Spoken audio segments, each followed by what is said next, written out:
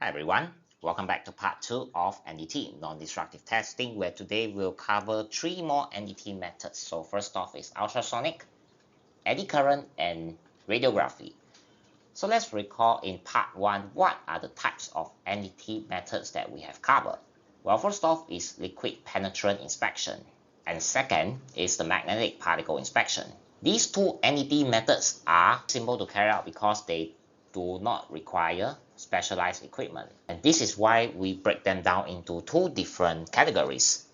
Ultrasonic eddy current and radiography belongs to one category, call it Cat 1 or Cat A, and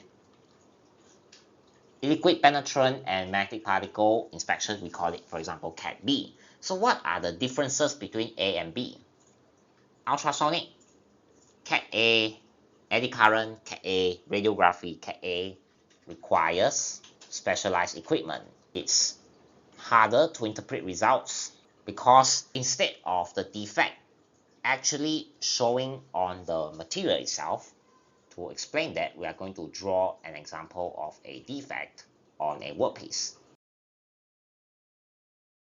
To put this into perspective, I'm going to draw two different colors representing two different defects. First and then second. So the main differences between these two is that one of them is surface breaking, which we can tell already, which is the green highlighter. And the purple color is internal defect, because this is a half-cut view.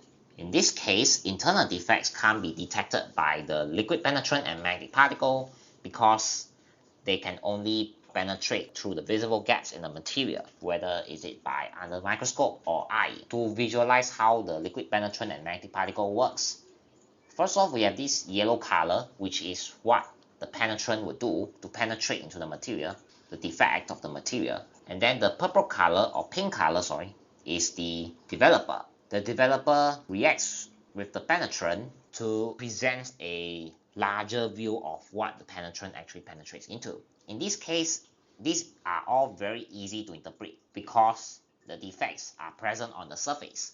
You don't have to use a data logger.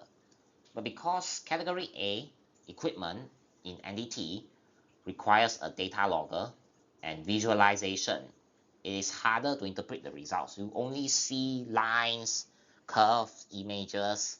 You have to know what represents what. Because of this, it requires specialized training to handle and interpret the results. And hence, we'll be covering this ultrasonic, eddy current, and radiography in today's video. And we can see at the end why are these NDT methods so different compared to category B. So now let's move on to ultrasonic testing. Ultrasonic testing involves high frequency ultrasound. And in terms of what is ultrasound, the frequency line graph, and this is the lower level of the frequency and this is the higher level of the frequency.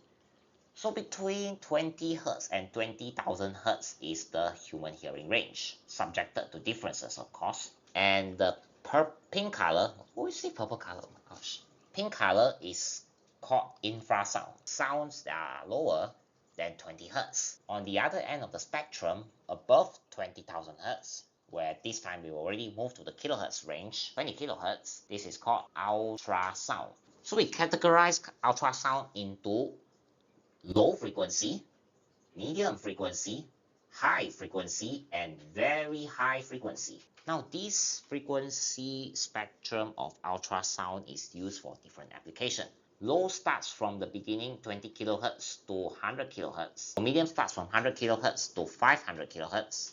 High frequency starts from 500 kHz to 10 MHz. And very high frequency 10 MHz to 50 MHz. By increasing the frequency of the sound wave, our wavelength decreases. When our wavelength decreases, we will have a higher resolution with smaller defects as we go down the line. However, there is also a disadvantage to that, which is the ultrasound has a lower penetrating power, meaning that the depth of sound penetration is lower, because a lower wavelength is able to attenuate it easier as compared to ultrasound with higher wavelength. So our lambda decreases and hence our depth of sound penetration decreases. In hindsight, a higher ultrasound frequency will increase the resolution to smaller defects, and hence you can detect very tiny defects, albeit near the surface, that is. Ultrasound can be used to test various different types of flaws, subsurface flaw, such as internal cracks, internal porosity, internal despawn, and hence, when we draw a welding V-notch, as seen in the previous video, part 1, we have a defect here. Ultrasonic can detect these defects because it's able to penetrate through. Though the way to test this will have to be slightly different, and these are just examples. There can be many different types of defects that ultrasonic can detect. For now, we are going to see how does ultrasonic actually detect the defect. This is our ultrasonic transducer, which the wires connected. And what the transducer does is to propagate sound wave into the material. This is the distance that the sound wave can propagate, which is called the gate. By changing the gate, we can change the penetration depth of the ultrasound. So in ultrasonic, the gate refers to a time window in which ultrasonic signals is being used for reflections, in which, for example, we have what we call a defect that's in here, internal defect, and our gate is probably from here to here. So the defect must be within the gate. Ultrasonic contains 3 components. First of all is the data logger. So it is the machine that you connect the transducer to, which is an acquisition device for the data. Next, we have a wire that connects, and then we have this little device here, which we call it a transducer. A transducer basically converts electrical signals into sound wave, and then it can also do vice versa. It will convert the sound waves into electrical signal. This wire is called a pulsar or receiver, which will carry the electrical signal from the transducer back and forth. So data logger, a pulsar or receiver, and last but not least, we have the transducer. On the data logger, you will see a amplitude versus time chart. This is the propagated sound wave, and this green color is your gate reflected echo. This is the initial pulse. There is a suspicious pulse right here. Draw it as a red one. And if this pulse is present, it means we have a crack, because this amplitude is lower. And this is absolutely right, because if we copy the same diagram, our defect is in between thing. This is the ultrasonic signals reflected by the defect, and this is the normal ultrasonic signal that can pass through, which can go deep down because the defect covers part. And this right here is represented by the red lines, and hence it's directly linked to the crack echo. So this means that we have a crack that's situated somewhere, and we have to find out the distance from the initial pulse to the crack. So to do this, we have to take the peaks of the initial pulse and the crack echo and find the time in between, and then we can determine the thickness of the defect, which we will call a TD. To find TD, or what we call the thickness of the defect, we can take a simple formula, VT over 2. It depends on 3 variables: depth of defect, the velocity of the sound wave, time between initial pulse and crack, which is lesser than the reflected echo because it's in between the material that we are testing. So sound wave is a longitudinal wave. A longitudinal wave is a sound wave. So let's say we have a sine wave here, and to find the period of the sound wave is the time between the peaks. We have an amplitude versus time graph. Sound wave propagates through the air, so we call it a longitudinal wave. The velocity can be determined by a formula called f lambda, where v is velocity, frequency for f, and lambda for wavelength. And f equals to 1 over t, and this t is the time for one period of the sound wave. Now ultrasonic, for example, if we want to test something like a V012 for any defects, you might say we can actually use liquid penetrant or magnetic particle inspection, right? I mean, because if the flaws are located here, here, here, surface breaking defects. But let's say you want to test a defect which is around here, a welding despond. A welding despond is very crucial because it will affect the fusion between the material and the welding, lowers our structural integrity. This is where the angle beam comes in. So angle beam can exist in different angles like 45 degree, 60 degree, so on and so forth. The differences for the angle beam actually depends on different factors, like for example flaws that are located near the root of the well. Root of the well basically means this part right here.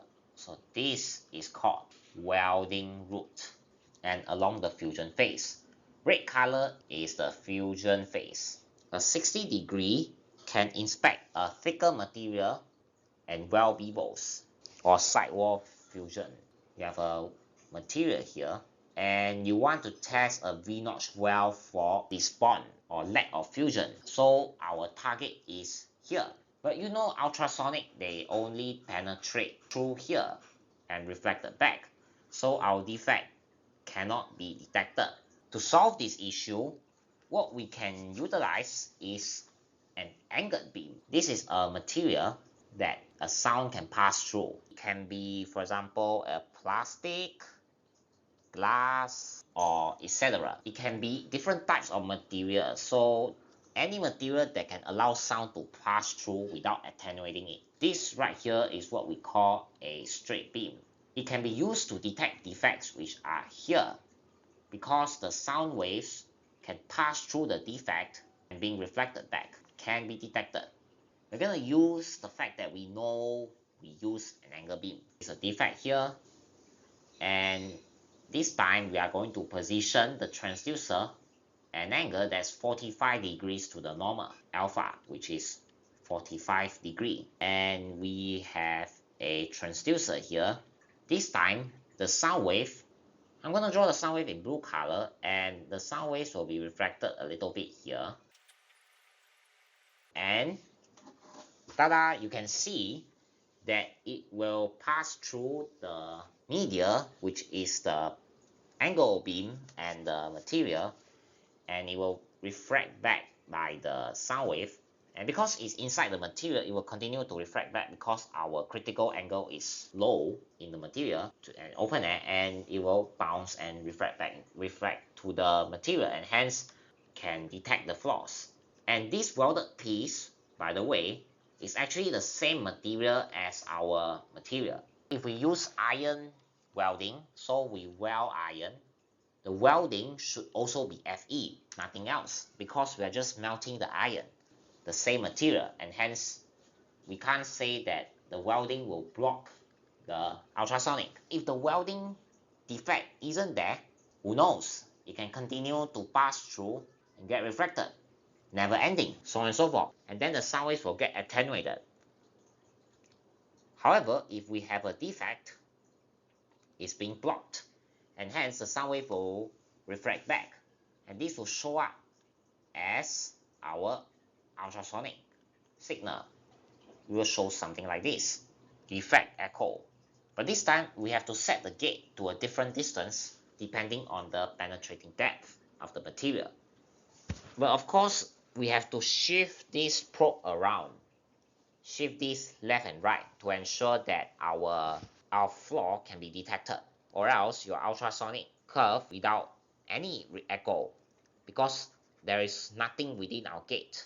But if we hit the flaw within the gate timing, then it will show up as a smaller defect amplitude. But why smaller? Reason is because sound waves attenuate. For example, when you speak, so this is a person, and then when a speaker is propagating sound waves, the sound wave will take time to travel through air, and the sound waves can actually disperse out into the atmosphere.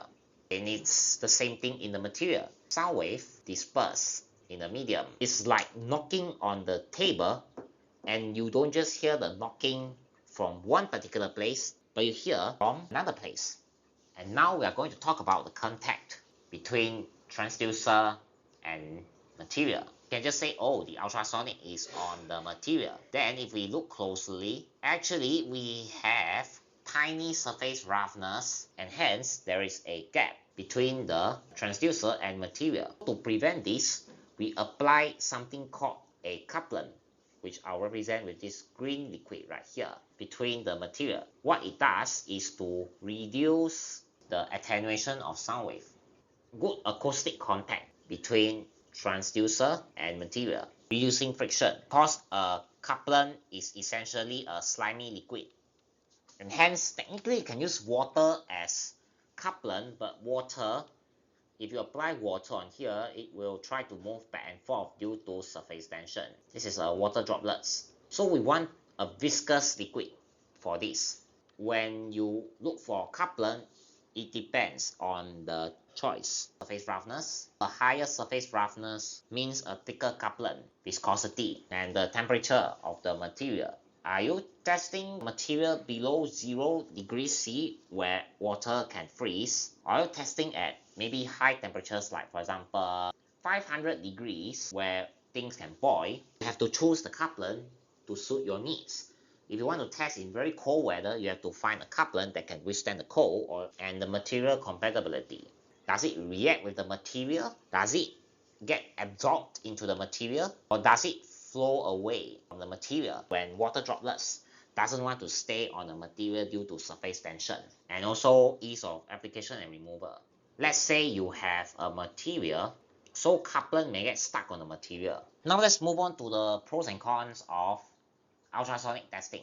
It has many different benefits over liquid penetrant and magnetic particle. It's sensitive, detect subsurface. This is extremely crucial. Subsurface flaws, and can be also used for thickness measurement. Let's say you have a cylindrical pipe, hollow cylindrical pipe. So this one can work. Just make sure you apply a couplant to a material. Next is good depth of penetration. It has an excellent depth of penetration for flaw detection because sound wave can travel freely in the material. Only one side is required because you can actually use ultrasonic to test here. You don't have to put it here. Instantaneous feedback result.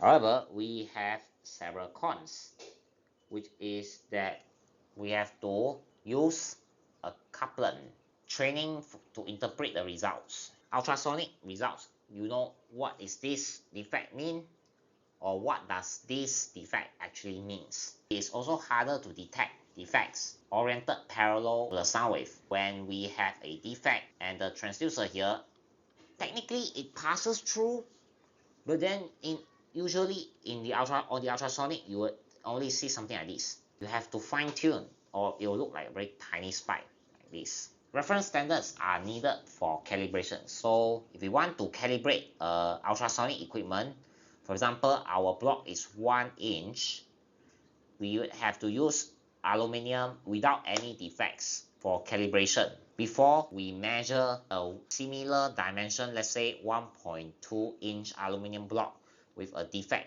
here they want to measure. It depends on the depth gauge. Also, how deep you want to measure the sound. Is it a 3-inch block or is it a half an inch block? This one requires different calibration for the thing. They can also detect defects that are deep or shallow, but then we have to do calibration, which is very troublesome. However, if we know that the pros of ultrasonic testing can also outperform that of the cons, and which means that ultrasonic is one of the best NDT methods used in the industry. And hence, when we talk about NDT, ultrasonic is usually the first thing that comes to mind, because safety, sensitivity, geometry of the material. So let's say you have a sharp edge like this. Technically you can run the ultrasonic transducer here, but how about here? So this one can be also a factor that we can consider. Moving on to the next NDT, number 2, eddy current. What is eddy current? Eddy current is a current that is generated inside a conductive metal when magnetic field interacts with the metal. We have a coil right here and we supply it with alternating current. Interaction of the coil with the current will create a changing magnetic field which will pass through like this. When it interacts with a material, it means that the current will be generated inside here. These are called eddy current. And hence, ECT, by the name applies, eddy current testing can be used to test for conductive materials, electrically of course, not necessarily ferromagnetic. In a coil, dphi over dt. Dphi is the rate of change of magnetic flux density. When we supply DC current, only instantaneous change in magnetic flux. AC, however, because the voltage changes in a sinusoidal, all conductive metals generate eddy current. This means that you can have extra, such as copper, silver, aluminium, gold, or even carbon fiber also, because carbon is electrically conductive. However, this means that it cannot test plastic, it cannot test glass, it cannot test wood, and so on. Eddy current can measure coating thickness, surface and subsurface cracks, corrosion. So these technically can fall under coating thickness, welding defects such as lack of fusion and porosity.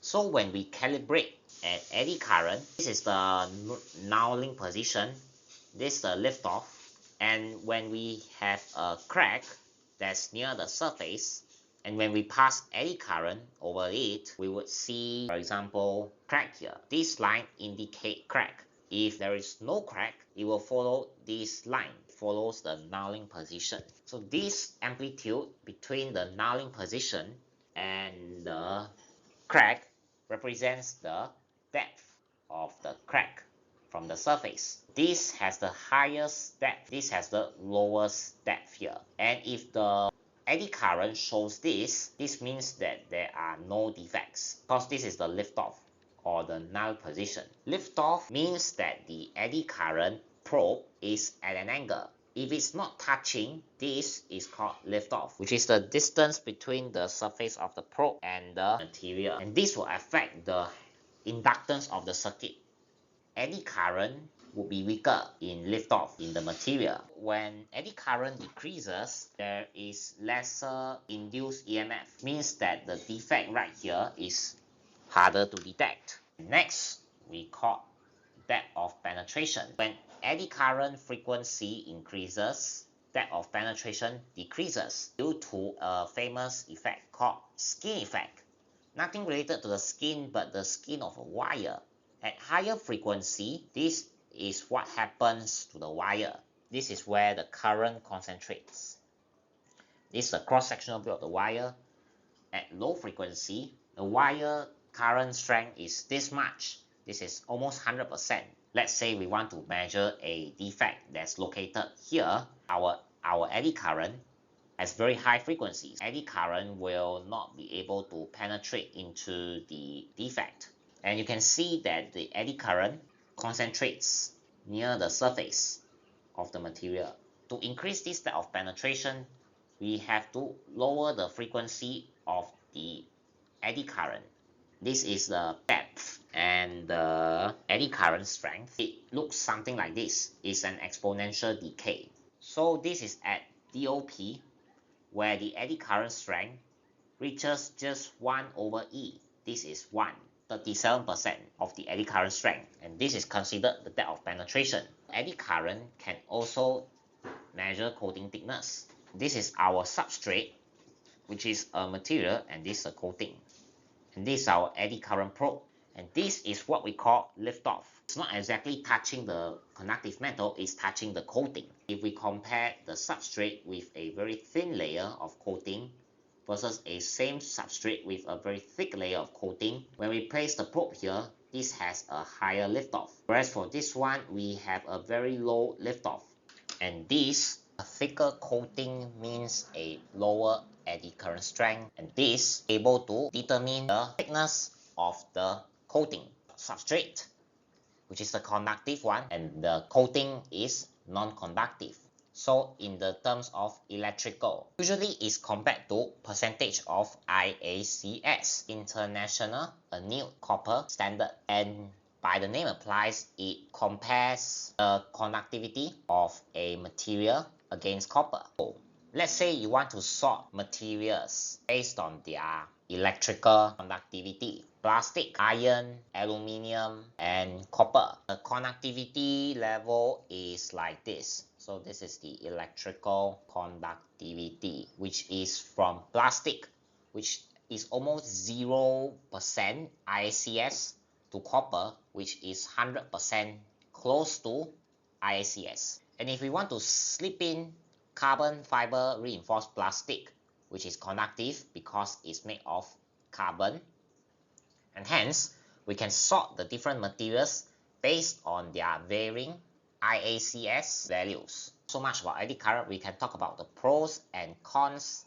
of eddy current. Same as ultrasonic, it has high sensitivity to surface, or rather near surface defects. Eddy current doesn't require a couplant, unlike ultrasonic where you have to apply couplant, because eddy current is magnetic fields, and magnetic fields can pass through air. Sounds, however, attenuate a lot in air. You can also inspect complex geometry, especially with probes that are as thin as this. So this is called a pencil probe. It looks like a pencil because it has very thin edges, which can be used to detect the flaws. Eddy current can not only test conductivity, it can also test coating thickness, defects. However, the cons are limited to electrically conductive material. Even composites such as carbon fiber reinforced plastic, and it also has limited depth penetration due to skin effect. This is especially pronounced at higher frequency. We also need a relatively smooth inspection surface, because when you put a pencil probe here, there is such thing called liftoff when it's here. So for example, maybe put it here, there is liftoff, which can affect the reading and also the orientation of the defect. If the defects are perpendicular to magnetic field, can detect. However, if they are parallel to magnetic field, cannot detect. You can see that this one is oriented parallel to the magnetic field. But however, if we were to draw the defect that is perpendicular to the magnetic field, then the magnetic field is able to cut through the defect right here, which means that it will be able to detect the flaws. Last but not the least, we have come to radiography testing. It's exposing material to ionizing radiation, such as X-ray or gamma ray. In terms of ionizing radiation, we have a line here, and this one is our visible light: UV, X-ray, gamma ray. As you go right, your wavelength decreases, frequency increases. When wavelength decreases, it can penetrate deeper into the material. So when we are talking about ionizing radiation, we usually talk about 5 types of ionizing radiation. Alpha particles, this is the weakest of the ionizing. Beta, which is stronger. X-ray is even stronger. Gamma, and last but not the least, we have neutron, which can penetrate even lead. So if we draw a type of here, neutron will penetrate all of them and only be stopped by very thick materials or even water and concrete. So last but not the least is neutron. So in terms of penetration power, neutron is the strongest. In terms of the isotopes that are used, iridium-192 and cobalt-60. So iridium-192 and cobalt-60 are called isotopes. What are isotopes? They are the same element, they are still iridium, but with different number of neutrons in their nucleus, which contains neutrons and protons. In terms of energy radiation between X-ray versus gamma, gamma has a higher energy radiation There's also such thing called radioactive decay, in which isotopes break down as time progresses in exponential decay. This is what we call half-life, meaning that we have 50% of the radioactive isotope has decayed. It will reach a very low amount. Different isotopes have a different radioactive decay time or half-life, and the rate at which ionizing radiation is emitted is becquerel or Be. Usually, last time we call it Curie. The dose of radiation is called millisievert, and the SI unit is sievert, which is 1000 millisievert. So this is a X-ray source. So this is a defect which is labeled by purple color. This is an internal defect. It can be, for example, the defects of flaws such as porosity, inclusions, cracks, voids, so on and so forth. When X-ray particle being emitted onto the material, so these are X-ray, it will show up as a film, a radiographic film. If we draw a line correspond to this, the defect location, we would see something like a white layer. So if we can highlight this, black color means it's exposed X-ray, so it's very dark. And if we have, for example, a fusion, alpha titanium infusion here, and porosity or even inclusions, maybe you will see something like this or even this on the X-ray. So these are so-called defects in the material. However, we aren't able to determine the depth because the scanning image is a 2D image. And this is called the film, which can be made of different materials like silver oxide, which is used in X-rays that are in hospitals. If we were to X-ray a defect, a welding defect, so this is a welding defect. We have some porosity here, a crack here, a void here. Then we view from the side where we have a fusion here.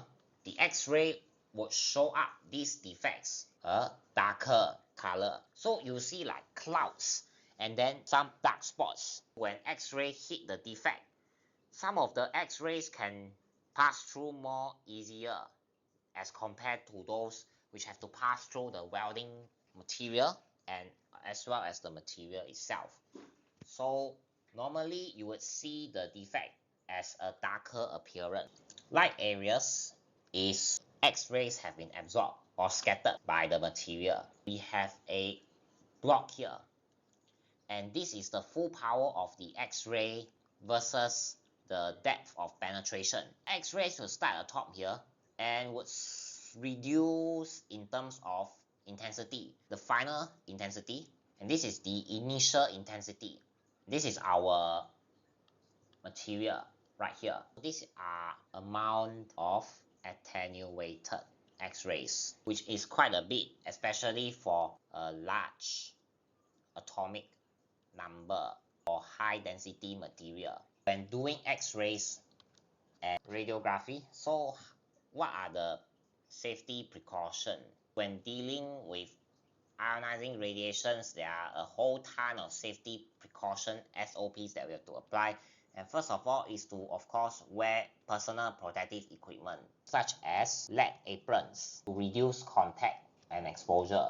You have like those very thick suits, then use radiation shielding to minimize radiation exposure, because this type of radiation can penetrate through the skin and damage DNA. You also have to designate radiation and warning signs. Radiography areas are uncharted territory, so we have to restrict and control access. Only those who are well trained, specialized in radiography can do radiography. These are just some examples of radiography. There can be more depending on the company itself, depending on the industry itself. What are the pros and cons of radiography testing? Radiography testing allows us to identify defects that maybe ultrasonic or even other NDT methods cannot identify. it can provide a visual image of the defect, unlike your ultrasonic, which only gives us data and eddy current. Permanent image record means that the X-ray film, once you have the film, you know that you have tested this material and that it has this defect. And because there is no contact with any probe or whatsoever, it's able to inspect complex geometry with multiple radiographs from different angles. Deep internal defects. Because the radiography X-ray radiation can penetrate deep as gamma rays as well, very thick materials with a subtle attenuation in the radiation. So now let's take a look at the cons of radiography testing. Of course, as you might know, radiography testing consists of radioactive substances, so now you know where this goes. Cracks perpendicular to radiation beam. But in terms of this perpendicular, what do I mean by this? This is not perpendicular, this is parallel. But however, if we here, this is perpendicular to it, and hence this one cannot detect, this one can detect. So the cracks perpendicular to the beam, this is the beam right here, to the beam source will be difficult to detect. So it also has radioactive isotopes. It's like disposing dangerous substances. You cannot just throw it away anyhow. Safety and health hazard, definitely, because this one can damage DNA. And then it also requires skill interpretation, various types of defects. So for example, the part where we want to detect, e.g. alpha titanium inclusions, yeah, we must be trained to be able to detect these type of inclusions because they may not appear as a black object on the screen, a dark object on the film. It may appear as a very fluffy object or something like that. It also has high maintenance because these types of machines are very specialized and hence they are costly. So because to ensure accuracy of what we are measuring, because this is very sensitive to defects, variations might occur. NDT is of course a very broad and general topic, and hence we cannot just specialize in every of the different types of NDT because I think that is practically almost impossible unless you are a genius. Anyways, thanks all for watching this NDT video, and we'll see you in the next one.